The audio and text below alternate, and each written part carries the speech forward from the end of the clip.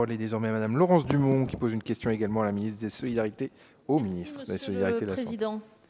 En 2015 était actée la reconstruction du CHU de Caen, dont le bâtiment amianté ne pouvait à terme plus être aux normes. Après plusieurs années de réflexion, un projet avec une réduction capacitaire de 200 lits a été validé et l'ensemble des démarches administratives lancées pour la reconstruction. Si en 2015, cette réduction de lits pouvait sembler délicate mais envisageable, avec notamment le développement de la médecine ambulatoire, elle s'avère aujourd'hui totalement inadaptée et inappropriée. En effet, avant même la crise du Covid-19, l'établissement n'a pas pu en 5 ans entamer cette réduction de lits. Quelques-uns ont même été créés pour répondre aux besoins du bassin de population. Pour faire face à la crise du Covid-19 et libérer 200 lits, l'établissement a été contraint de déprogrammer, comme ailleurs, toutes les interventions non indispensables, sachant que notre région a été beaucoup moins touchée que d'autres par cette crise. Face au constat d'impossibilité de réduire le capacitaire de l'établissement, le collectif Interhôpitaux, soutenu par le maire de Caen, le président de région et les parlementaires, tire la sonnette d'alarme et demande un réexamen du projet de reconstruction. La crise que nous traversons a démontré avec violence l'insuffisance de notre système de soins, que les professionnels de santé ont compensé avec un dévouement incroyable et exemplaire. Ce projet de reconstruction s'avère inadapté aujourd'hui aux besoins. Il est encore temps de le corriger pour éviter à court terme de rencontrer des problèmes de prise en charge sanitaire de la population. C'est pourquoi, Madame la Ministre, il est indispensable de revoir le projet de reconstruction du CHU de Caen afin de prévoir de réajuster sa capacité en lits. Je termine en rappelant qu'en 1974, lorsque le CHU de Caen a été inauguré, l'actuelle, la tour, la fameuse tour, les élus présents, et ils s'en souviennent, ont regretté le jour même le sous-dimensionnement de celui-ci en termes de capacité de lit. Alors ne réitérons pas la même erreur 50 ans après. Merci. Merci à vous, Madame Dumont. Madame la ministre Darrieussecq, vous avez la parole. Merci, Monsieur le Président, Madame la députée. Vous l'avez dit, le projet de reconstruction du site Côte-de-Nacre du CHU de Caen a été acté en novembre 2016. C'est un investissement de 502 millions d'euros soutenu par l'État à hauteur de 350 millions d'euros.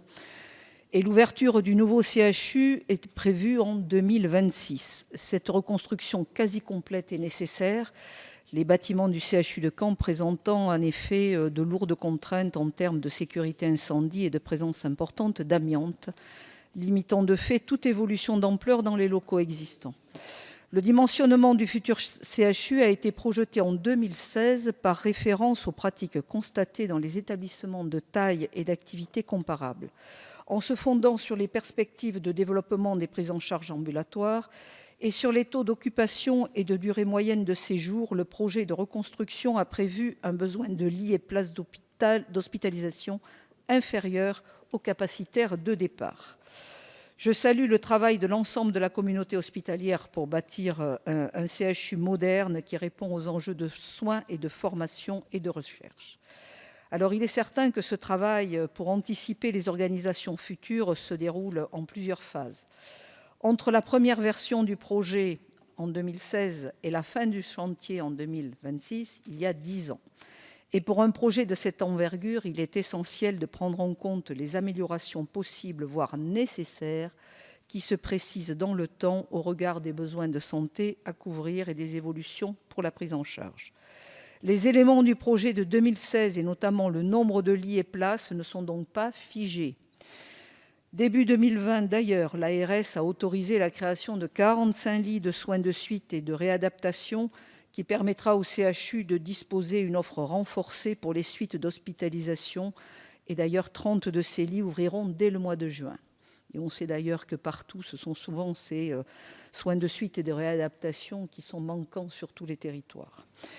Une consultation nationale devrait s'engager dans les prochains mois pour tirer rapidement les enseignements de la gestion de l'épidémie Covid, éclairer les décisions qui devront être prises et mieux préparer notre système de santé aux enjeux de demain et refonder l'hôpital.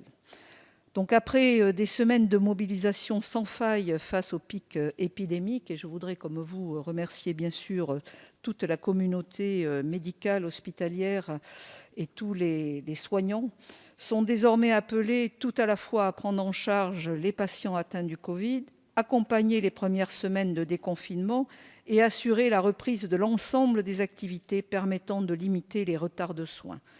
Alors, je n'ai qu'une seule phrase, l'heure reste à la mobilisation importante et dans tous les cas, tous les plans de réorganisation sont suspendus.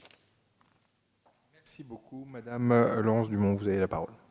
Merci, Monsieur le Président. Merci, Madame la Ministre. Vous parlez d'amélioration possible, voire nécessaire. Vous évoquez le fait que le nombre de lits, c'est-à-dire le capacitaire, n'est pas figé. Tant mieux, je vous en remercie.